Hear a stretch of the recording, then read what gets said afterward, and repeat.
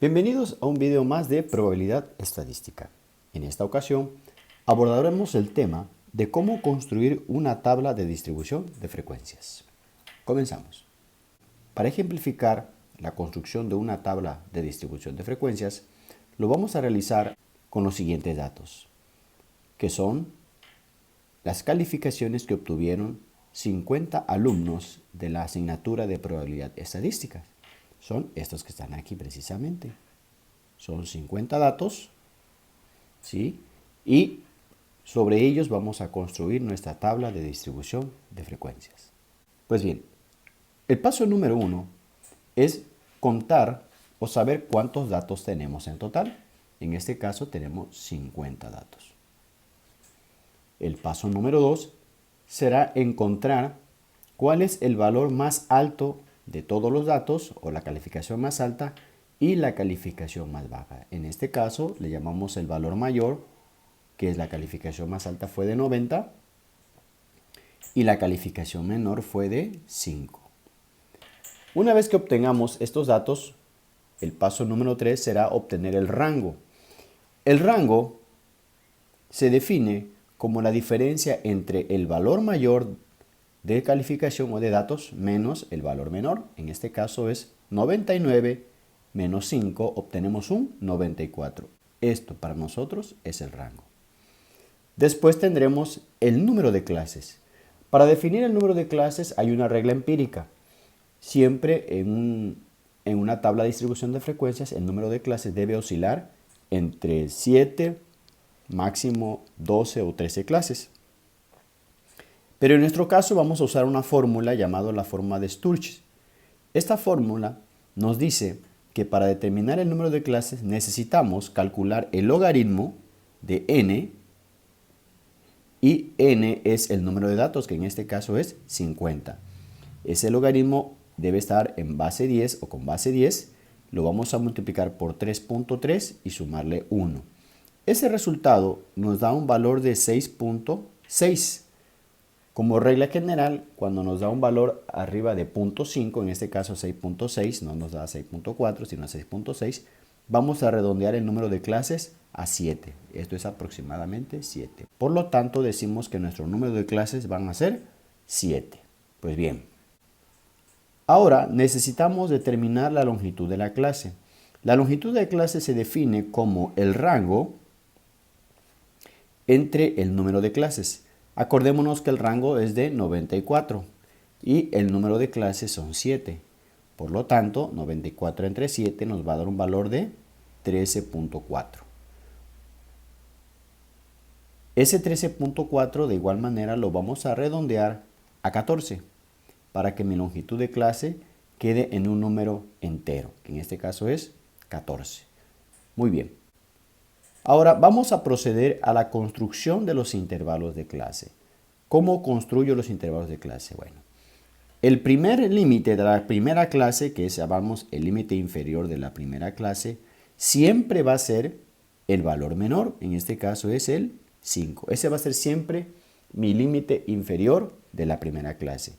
Ahora, vamos a construir el límite inferior de la segunda clase. Ese límite inferior de la segunda clase va a ser igual al límite inferior de la primera clase, que fue 5, más la longitud de la clase, que es 14. En este caso tenemos 5 más 14, nos da un valor de 19.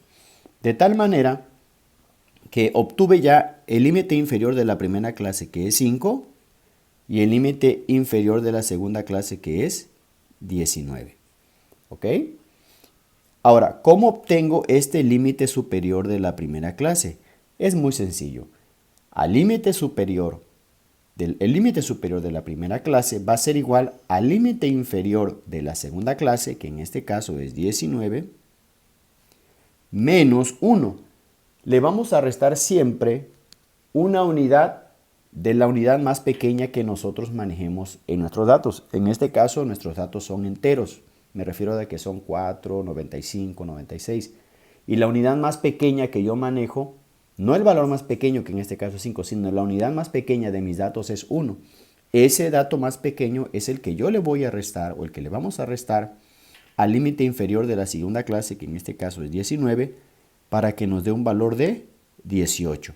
Y este será mi límite superior de la primera clase. Ahora bien, ¿cómo determino los demás valores o los demás límites? Es muy sencillo. Una vez que yo obtengo el 5, el 19 y el 18, voy a sumar a cada uno de los límites inferiores y a cada uno de los límites superiores la longitud de la clase. En este caso, 19 más 14 nos va a dar un valor de 33. 33 más 14 dará un valor de 47. 47 más 14 dará un valor de 61. 61 más 14 dará un valor de 75. Y análogamente hacemos 18 más 14 da un valor de 32. 46 más 14 da un valor de 46. 60 más 14 dará un valor de 74. ¿Sí? Y así nos vamos. ¿Hasta cuántas clases dijimos? Hasta que tengamos 7 clases, que es la que determinamos encontrar. Y aquí tenemos ya precisamente nuestras 7 clases. Tenemos la clase 1, 2, 3, 4, 5, 6 y 7. Son nuestras 7 clases. Muy bien. Esa digamos que es la parte un poco más complicada de construir una tabla de frecuencias. Y aquí lo que hice fue tomar ya la tabla de frecuencias y vamos a ver. Aquí ya tengo la tabla de frecuencias. Observemos que tengo las clases, todas las que están aquí, las que ya construí previamente. Y voy a obtener la frecuencia. ¿Qué es la frecuencia? La frecuencia es el número de datos que caen en la celda. De todos estos datos que están acá, voy a fijarme quiénes caen entre 5 y 18. Y resulta que son 9. De todos estos datos nuevamente voy a ver quiénes caen entre 19 y 32. Y resulta que son 2.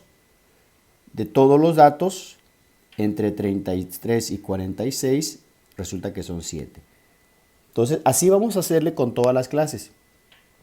Y la suma de todos los puntos o de todas las frecuencias me debe dar el número total de datos, que son 50. Con eso sé que estoy ubicado de manera correcta o estoy haciendo mis cálculos correctos.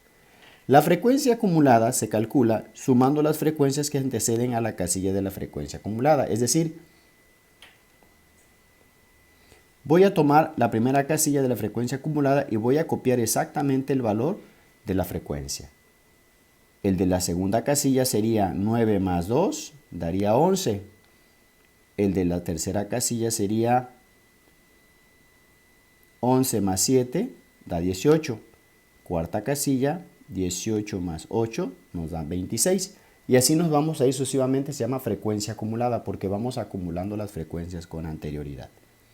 En el caso de la frecuencia relativa, lo que tenemos que hacer es dividir la frecuencia que tenemos entre el número total de datos, y es por 100, obviamente, para que nos den porcentaje sería 18%.